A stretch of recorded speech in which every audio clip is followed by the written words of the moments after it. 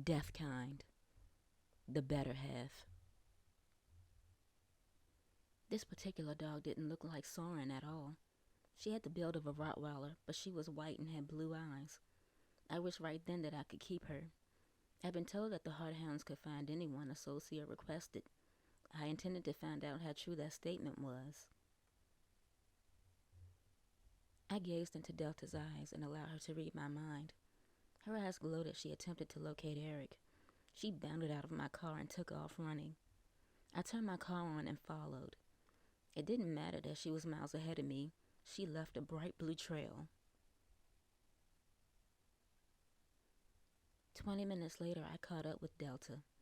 She was sitting in the parking lot of some cheap motel.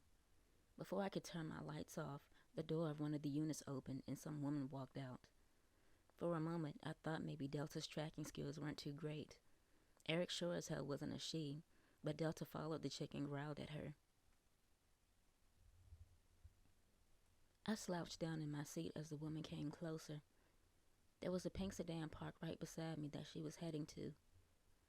Delta stayed right on her heels, and when the chick got in her car, I saw why. It was him. The lighting wasn't the best, but I could see my own facial structure all feminized. Foundation, plucked eyebrows, lipstick, and eyeshadow. That motherfucker was a tranny. He was a raping, murdering tranny. I almost lost it.